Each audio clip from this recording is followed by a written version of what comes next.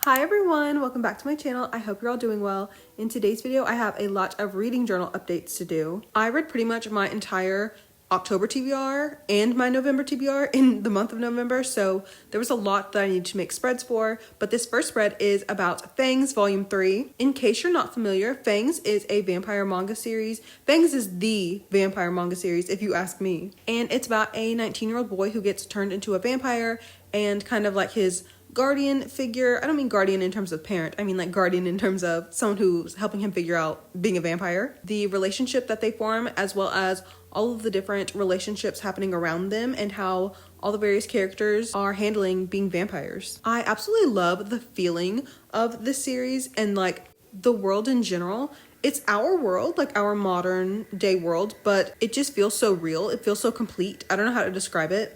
And actually in this volume, a lot more of the lore behind vampires has been revealed, and that's really interesting. And I think the entirety, well, maybe not the entirety, but a lot of Volume 4 will focus on how vampires came to be. Who knows when Volume 4 will be out though? I think there was a 2-year time gap in between Volume 2 and 3, so that's kind of sad, but I would never rush a genius at work. Like, take your time, do whatever you gotta do. I wanted this spread to have a red theme because the very first page of Volume 3 says the color of fate is red, and when I was reading the author's note, the afterword in the back, the mangaka was saying how like they wanted to portray that image that's at the beginning was kind of like someone is pouring something into the main character into his cup, but then like there's another cup and someone is pouring into that one, and it's like, where was the first cup pour? Like who started vampires? How did vampires come to be? And I thought that was so genius. I feel like I don't want to say too much about this volume because I don't want to spoil anything for previous volumes or this volume,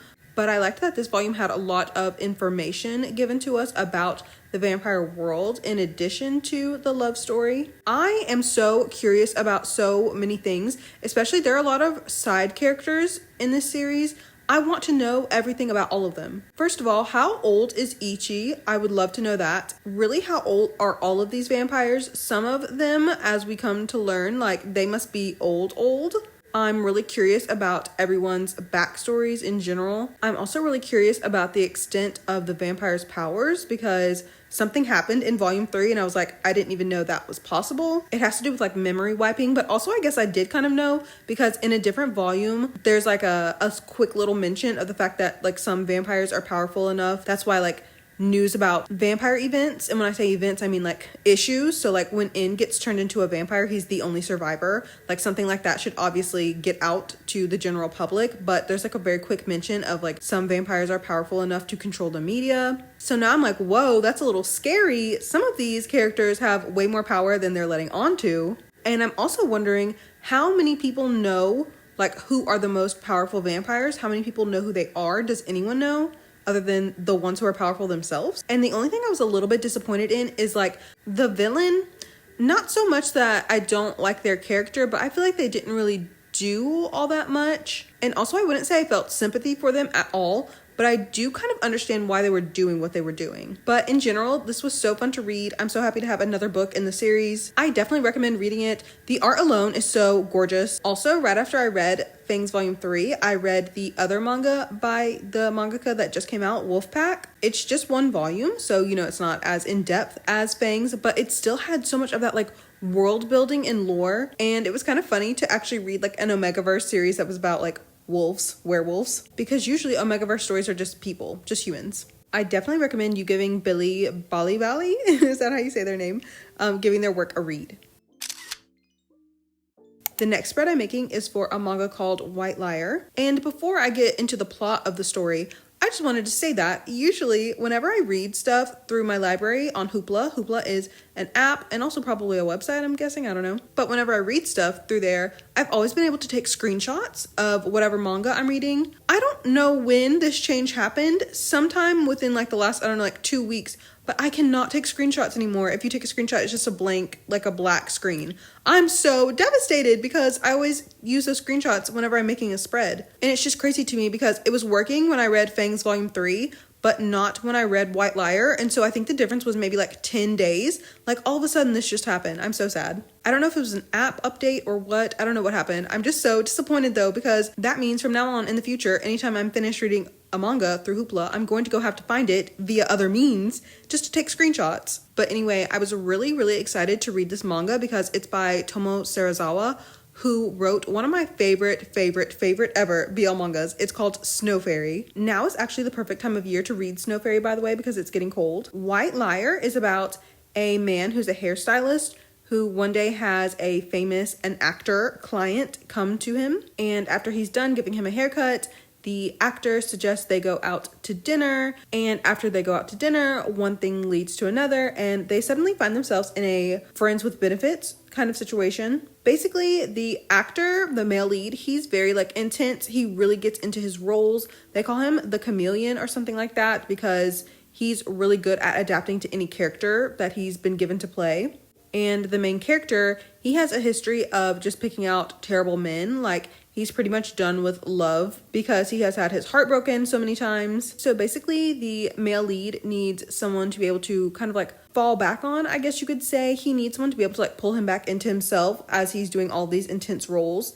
And the main character likes him, but also doesn't really want to like him because the male lead, he's an actor. His whole entire job is to lie professionally. And the main character's already been lied to and bamboozled so many times. He feels like, how can he know if this man is showing him his true self? That's pretty much what the manga is about.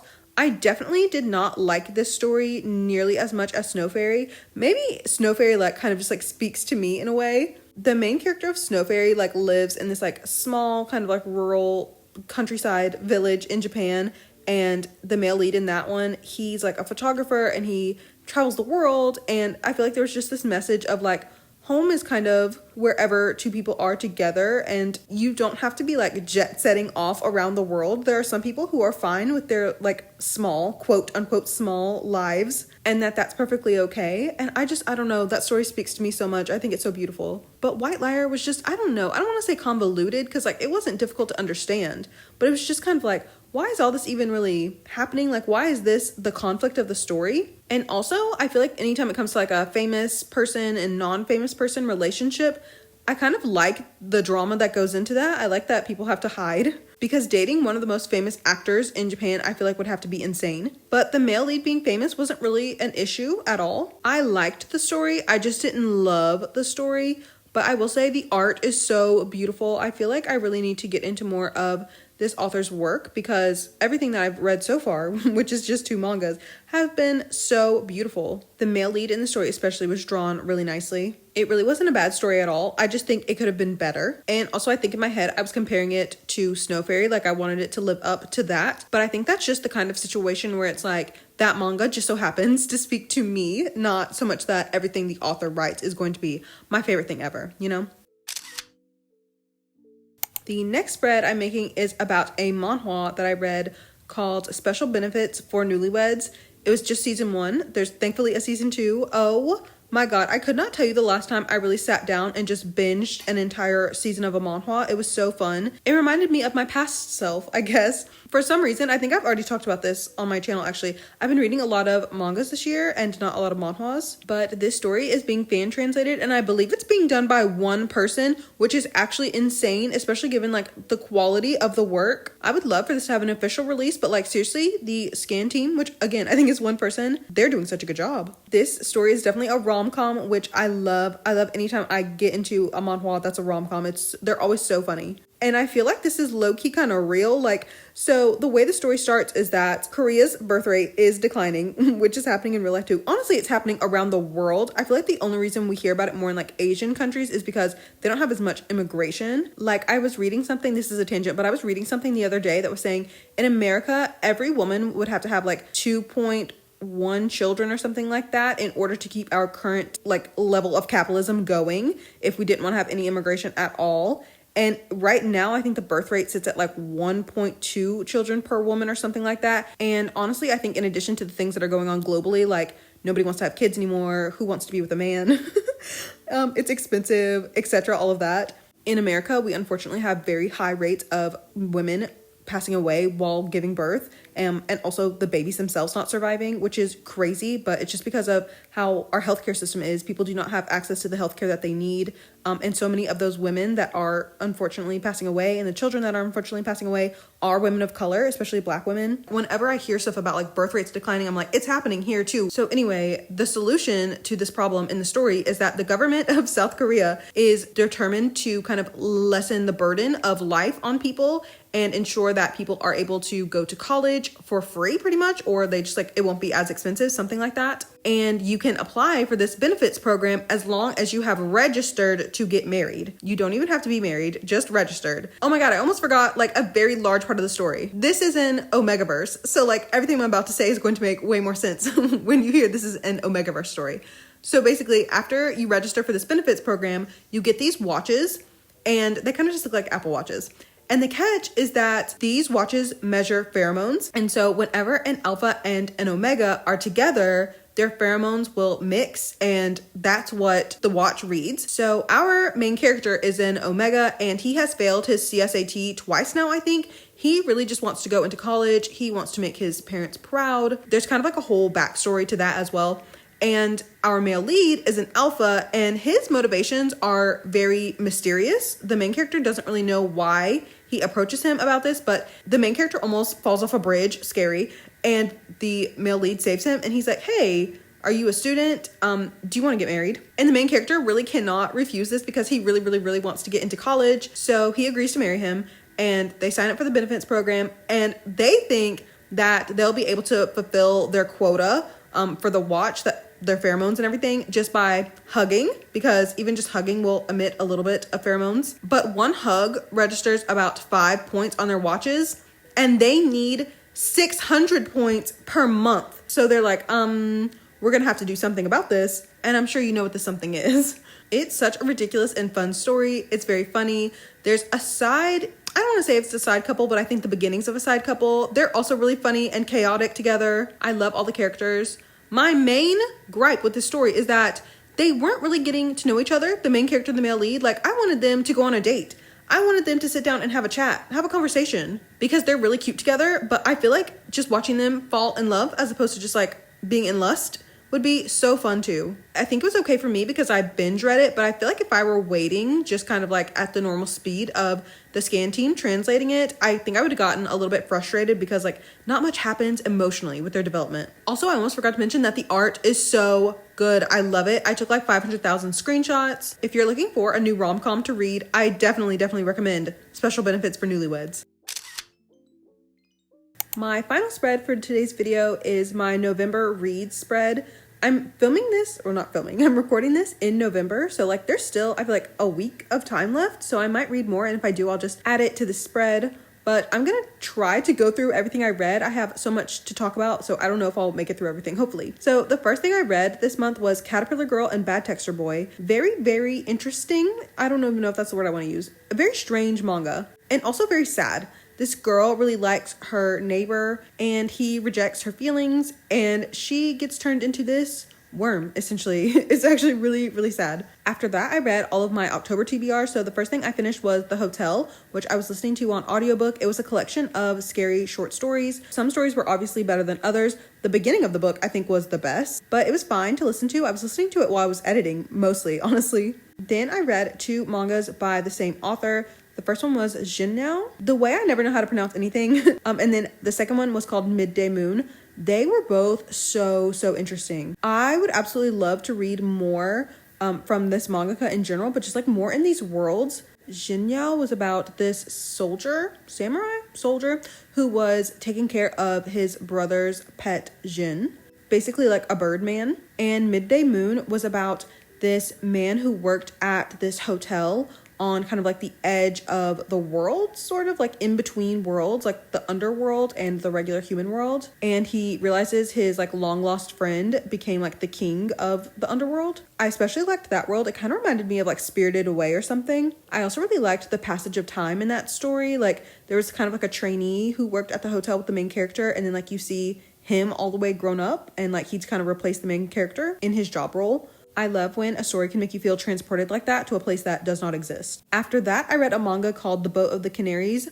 Y'all, I'm telling you, the mangaka of Skip and Loafer, she is a genius. How can the same person who is writing Skip and Loafer also be someone who wrote a sci-fi manga about a high school girl getting kidnapped by aliens? Like, and then the whole thing kind of like, of course, because the girl's a high school student, she's a senior, there's like the whole thing of she doesn't really know what she wants to do with the rest of her life. And like now the rest of her life has pretty much been taken from her control in a way anyway. If she thought before she didn't know what she wanted to do with her life, well, imagine now that she's on an alien planet. I really liked that manga. It definitely had some dark points, some plot points, but it's well worth reading. And then after that, I read Neon Sign Amber, which is by the same mangaka who writes the Happy of the End series, which is one of my favorites that I just found this year. It had kind of like a similar gritty, realistic feeling to it. Not as much as Happy of the End, but the main character works at a club and there's this guy that always comes in. He seems to just be like a partier. He doesn't really have like his life together at all, but they slowly kind of form a friendship. And then of course the main character starts liking him.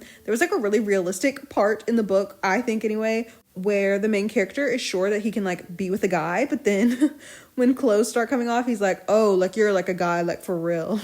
I liked it. Of course, not as much as Happy of the End, but I did like it. After that, I read Fangs, which I already talked about. I read Wolfpack, which I also already kind of talked about. I guess I don't really need to go back over my thoughts. Then White Liar. And then after that, I read a manga called Sayonara Heron. If you've been watching my videos for a while, then you know I absolutely love a moody atmosphere and I love a sketchy art style, and this story had both of those. When I was reading the author's note at the end, the mangaka said this was their first work, and so I went to go look at their newer stuff, and you can definitely see a shift in the art style, like it's gotten more refined, which I mean is good, of course, like you want to develop as an artist, but I love this art style so much. And the story, I love when it's just kind of like the characters kind of having thoughts to themselves and like, I don't know, flashbacks, just kind of like small moments in between characters, but those small moments say a lot about both of them and their relationship together. The story is about two boys who meet when they're in high school, and as they grow up as adults, they stay friends, but their relationship is kind of ambiguous. The main character likes the male lead more than the male lead likes him, or like that's how it comes across anyway. Very good. I'll definitely have to look and see if any of their other stories are translated because I would love to read more of their work. And then I read Special Benefits for Newlyweds, Season 1, and that's it. That's everything I read in November, at least so far. So now that this spread is done, all we have to do is put these spreads into my journals. I can't believe it's the end of the year. I feel like this is the time of year when I really have to start figuring out like what's left on my TBR, what do I need to do, like what did I not finish this year. There's definitely some manhwas that I need to kind of finish, like the stories themselves finish, but I didn't finish them. I also have the Christmassy kind of theme stories from last year that I never read because I got really sick at the end of the year and I didn't get to read them. And also it's time to start tallying everything. Like I want to figure out like how many physical books, well not physical, but you know, like actual books, like novels that I read. And then of those, how many of them did I listen to on audiobook versus reading as ebooks? And then I'll have to figure out how many mangas did I read versus how many manhwas I read. And then of what I read, like how much of it was BL, most of it, like, let's be honest. Oh yeah, and my reading challenge, that's one of the reasons why I need to tally everything is because I want to see if I met my own personal reading challenge this year. If you remember, I wanted to read 70 manhwas/mangas, I think it was. I don't even remember the number myself at this point. I think that'll be in a video. I kind of want to do like a little end of the year book superlative kind of thing. I definitely have a lot of like spreads that I need to make to like wrap up the year, so you'll definitely see those. I am going to try my hardest to get ahead of any potential like disruption in my YouTube uploading schedule because there's a lot that I want to show you, a lot of different spreads that I need to make. Yeah. But anyway, thank you for being here for today's video. I hope that you had fun watching. Everything that I used to make today's spreads will be in my Pinterest board, which is linked below in the description box, along with my other social media accounts. If you have any questions, please let me know. I'll be happy to answer them. Thank you so much for all of your support on my videos. Thank you for liking me and my channel. I appreciate each and every single one of you, truly. And I hope I'll be back soon with another video. So I'll see you in the next one. Bye, everyone.